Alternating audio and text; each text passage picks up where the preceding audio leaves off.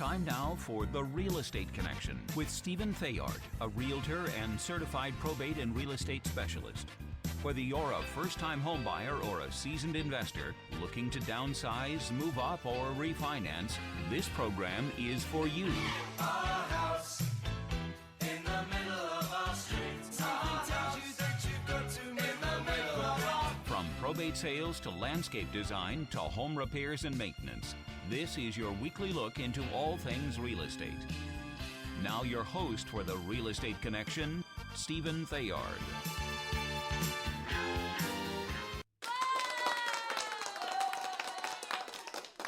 Hey everybody, welcome to The Real Estate Connection. We made it back another week. That's right, we're back. And the real estate market has already taken off. It is up, rocking and rolling. Now that the Super Bowl is over, all bets are off. It's game on for real estate. That's right. Men don't have an excuse. They can't say, honey, I got to stay home and watch the game. The last unofficial holiday of the year has come and gone. Also, we've done Valentine's Day, so happy Valentine's Day to all you people. Let me see. Was it yesterday? Yeah, it was yesterday. Happy Valentine's Day belated to all those who are in love, who aren't in love, single, married. You have somebody in your life that loves you, so Valentine's Day is important to you. Absolutely. And I want to thank you for joining me on another episode of The Real Estate Connection, hosted by your podcast broker, real estate broker, Stephen Theard, and brought to you by Good Patriot Realty, a salute to home ownership. That's right. We are set up to support home ownership, individual property rights, and for you as a person to build wealth in the United States of America. We're still the freest country on the planet. People break into our nation all the time. Why? Because of opportunity. You can come here, and if you can swim through the red tape and you can start your own business, you can do whatever you want, right? You can go out there and open up a mom and pop anything, grow it, and make money, and no one's going to stop you because of where you came from, who you're related to, what your last name is, none of that stuff. And that's why, even though we Americans like to complain about the state of the country, it's still one of those places where people are risking their lives to break into. So the real estate market has taken off, and Good Patriot Realty is a salute to that. Home ownership, whether you're looking to buy or sell or invest or just build generational wealth, we're here for you. If you have any questions about your personal real estate needs, give me a call, Stephen Theard, at 408-472-0817. Again, 408-472-0817, California DRE number 017-00019. And without any further ado, we're going to jump into the topic of today's show. Now, it's a little bit controversial because it's new and people don't really understand it. But I remember back in the early 90s, I think it was 93, 94, 95, the internet had hit the scene and nobody knew what it was, right? We just knew it was like the internet. And if you ask somebody about what the internet was, it was kind of this nebulous term that people couldn't really wrap their arms around, right? Back then, it was kind of like grouping together and talking to people on the internet through AOL. Boop, boop, boop, boop, boop, beep, beep. And you're connected, right? All of a sudden you're online. I'm online. That was the internet. I'm online. And then later on, as technology evolved around the internet, then we were able to access information instantly. So I remember as a kid, we had the Britannia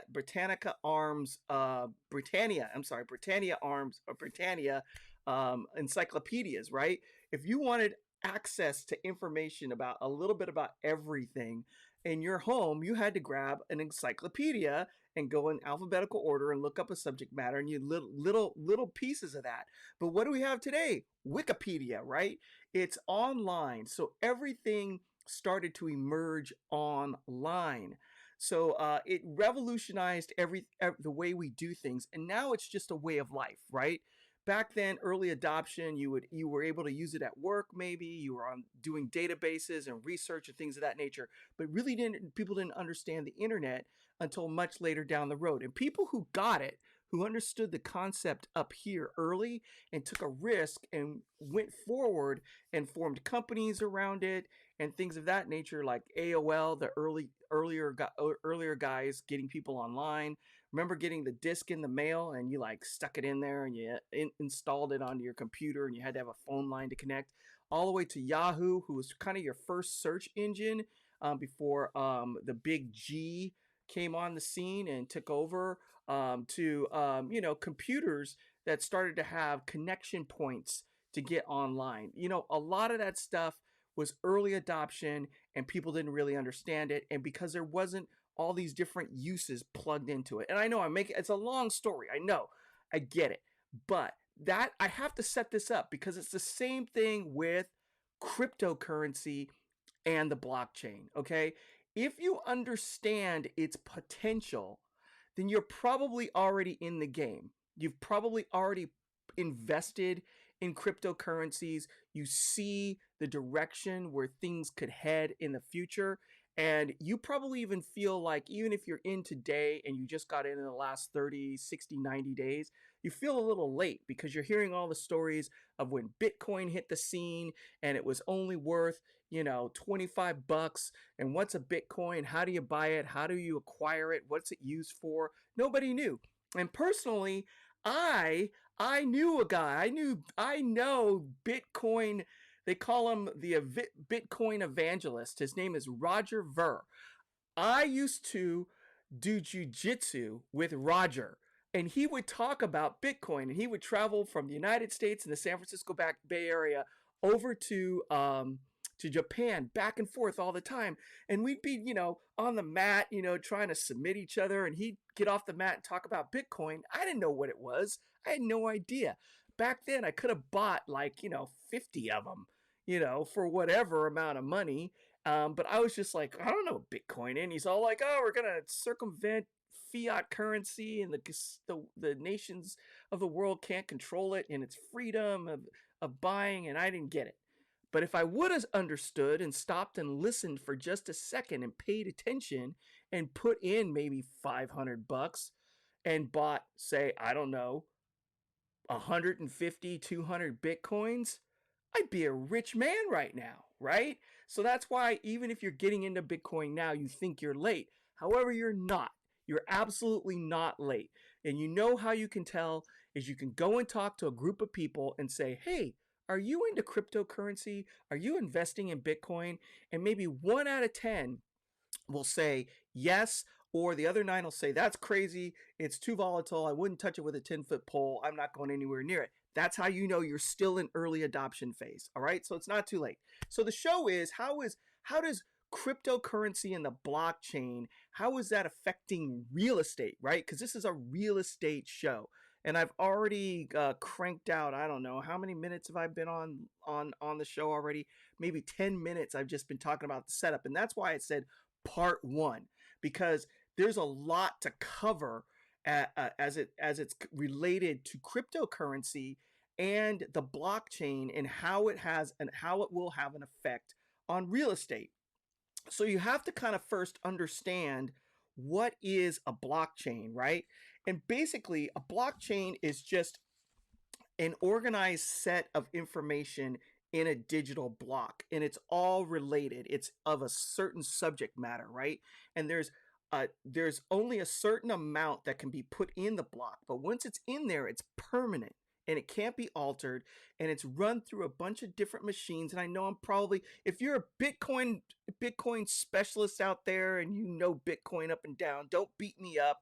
Don't send me a bunch of emails saying that you destroyed the explanation. Okay, I know I'm destroying the explanation. I'm just trying to give an idea of what it is. So basically, a blockchain. Oh yeah. Oh, I have to give credit where credit's due. So this article was written by Sarah Kim. Thank you, Sarah Kim. A round of applause for you. So I'm going to give you the applause.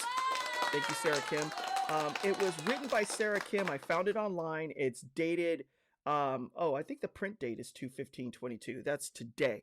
but I think it was written a couple of months ago, back in 2021.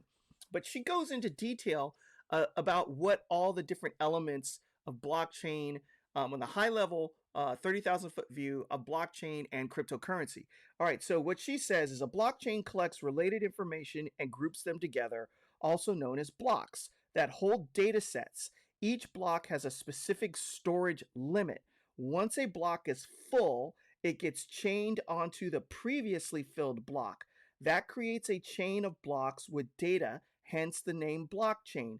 The chain around the blocks makes the data unchangeable and indestructible. Now, if, right, we're dealing with real estate and you're dealing with buyers and sellers, and you want to make sure that the title to the property is clean, which means there's no encumbrances to the title. There aren't any family members hanging out in the wind that can claim that they have ownership of this title of the property. There's no debt assigned to it or liens on it once it's transferred to you.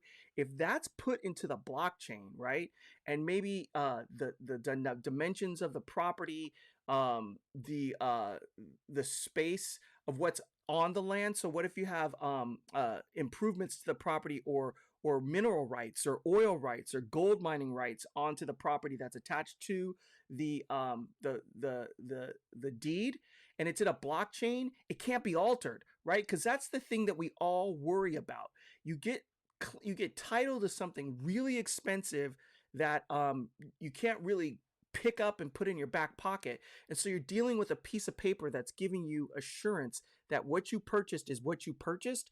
If that's in a blockchain and it can't be changed or moved or altered in any sort of way, that gives high security on what you're purchasing. So with something like real estate, where you're really concerned about, what it is that you actually own, and is it true and accurate? I mean, even today, when I'm out going to sell real estate, people talk about where's the boundary lines for this acre of land, right? Where are the markers on the land?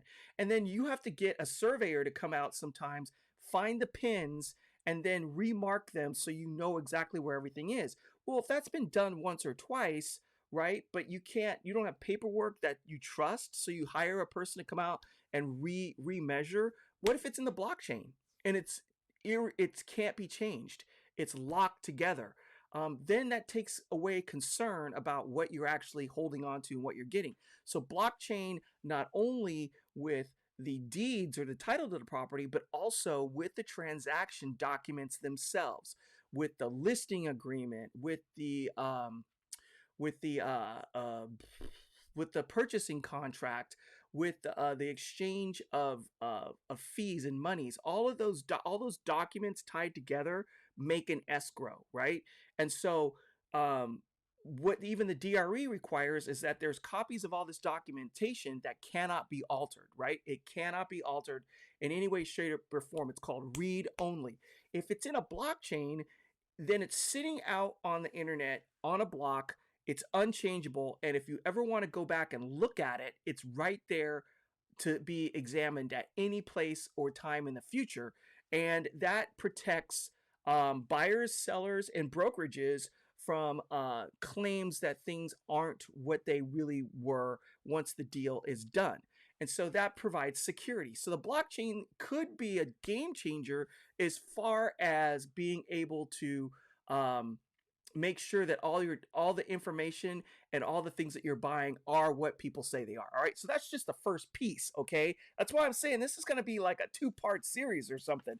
So don't be surprised if I don't pull a little bit more of this whole thing out of my behind later on. Okay. So that's the blockchain. So is the blockchain cryptocurrency? The answer to that question is absolutely not. It is not cryptocurrency. It's the technology, right, that has the data that follows the transaction, that's unchangeable and locked into place, right? So it gives security that it is what it says it is, right? Cryptocurrencies like Bitcoin, which is the granddaddy of them all, I don't know what is the crypto? What's the crypto today? What's the crypto price? Let me check my phone real quick.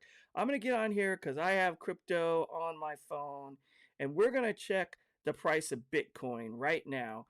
Give me a second. Where's that Alex music? Do, do, do, do, do, do, do, do, do, do, do, do, do, do, do, do.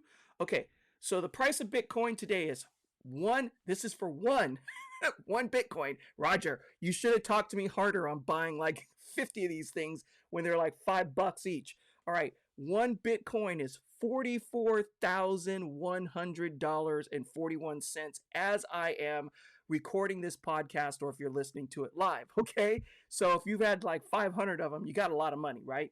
So Bitcoin is a cryptocurrency, which is a digital currency. And what's the difference? It's not tied to a country, city, or state, or nation, right? It's not in a centralized banking system. It's outside of that centralized banking system. So the United States doesn't control it. The people who own it give consensus to its value, and it's around the globe. And it's completely decentralized, which means, the United States of America can print as much money as they want, and it's not backed by gold anymore, which means the only reason that, and I know it sounds crazy, but it's true, the only reason the U.S. dollar has value is because the United States of America says it does, and so does its army, right? And it's similar for other countries around the world, unless their currency is actually backed by gold, something that we all agree has value, and it's sitting somewhere, and you can say, hey, I'm going to take this dollar or this currency, one of whatever it is, from ABC nation, and if I hand it into that nation, it's going to give me that same value in gold back. Then you have a real exchange of value. Right now in the United States of America, since we're not on the gold standard, it's basically a consensus around the world about how much a dollar is worth, and the fact that there's a big nation behind it who's going to back up the dollar, the value, and also because of our army, we just have power. So that's one thing. So cryptocurrency is digital currency used to facilitate transactions. And out of the article, there are about 6,700 different types of cryptocurrencies.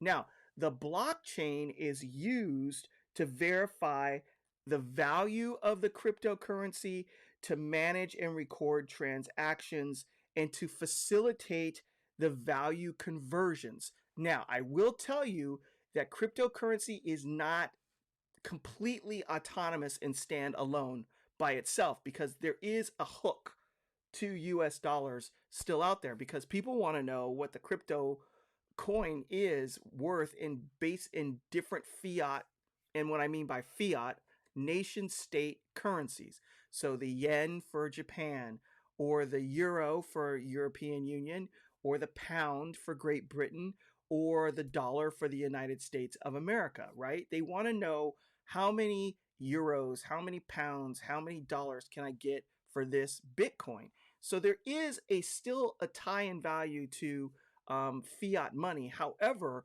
the movement of cryptocurrency around the world, and the exchange of it and the purchasing of it, can be done in various types of fiat money. And once it's converted into digital currency, it can be traded and sold for other digital currencies. So for example, there's another very popular digital currency called Ethereum. You can convert your Ethereums into Bitcoin and do exchanges back and forth that way. And so the transactions are instantaneous. So even in real estate, right? If you're going to close a transaction, meaning that the deal is almost done, and say in the Bay Area, you sell a house for $950,000. At the end of the day, the seller still has to receive $950,000 in US dollars in order for the deal to close. And if the bank is making a loan of $500,000 and the buyer is putting in $450,000 in cash, it still has to pass out of one bank through the Federal Reserve, or the federal bank, the central bank. It has to pass through. They have to look at it, clear it, and then have it come landing into the title company. And then the title company receives it, and then they distribute it into a wire transfer from their bank account into the seller's bank account. So it takes some time. With cryptocurrency, the transaction is instantaneous. There's no waiting, there's no passing through banking systems, there's no going from one system to another. So it makes the transaction really fast. And it gets outside of the fee systems that banks charge for moving money around, which frees up the movement of value from person to person. So that's how cryptocurrency is different than fiat money, and how it's going to potentially enhance or change the real estate market. Because what if, right, you don't need to go through banks anymore in order to purchase a home? What if you can just exchange on with cryptocurrency on an exchange and have an instantaneous transaction? And what if all of the transaction forms are in a blockchain, and that for you can have access to it, your realtor can have the access to it, the buyer, you all have this transparency to see exactly what's going on, but it's fixed and unmovable. That's how cryptocurrencies can get involved in the real estate market. So how is blockchain useful in real estate? Well, blockchain technology digitizes and simplifies many steps of purchasing a property, providing secure and virtual solutions. And so that's how it can. So what lies ahead? Although blockchain and cryptocurrency is still in its infancy, and I said that, even though, like, if you're in the market today and you've been like looking around at crypto, and you've just gotten in and you're like, man, I missed a couple of runs. If I would have bought, Bitcoin 5 years ago, I would have paid like $900 a coin, and now it's worth 44,000. I'm late. Well, you're not really late. It's still early. The technology is still evolving like the internet, and there's early adoption still going on with just a few companies out there. And we're kind of towards the end of this podcast, because I don't like to let them go more than 20-22 minutes. So if I've wet your whistle for cryptocurrency and blockchain and how it could work in real estate, stay tuned next week, because we're going to get into it a little bit more. And what I may do is I may reach out to Miss Kim and see if I can get her on the show. Right? Wouldn't it be great to have the expert here instead of having me, summarize her summary? Anyway, thank you guys for joining me. Good Patriot Realty, I want to thank you guys for sponsoring the show. And hey, if you're out there and you want to be on Good Patriot, you want to be on the Real Estate Connection podcast, if you have a topic related to real estate that you want to talk about, I want to have guests on this year. That's my goal, is so that you guys just don't have to listen to me all the time, that you'd have another voice, another a set of eyes, and another different opinion or different take on how things work in the world of real estate. I'd love to reach out to me. Send me an email at info@realestateconnectionradio.com, info@realestateconnectionradio.com, and let's make it happen. I do want to get a title company person on the show and also a home inspector on the show this year to kind of walk through what title and escrow is all about and what to look out for in home inspections, because they're the experts. They do it every single day, and I think it would be valuable for you guys to hear it.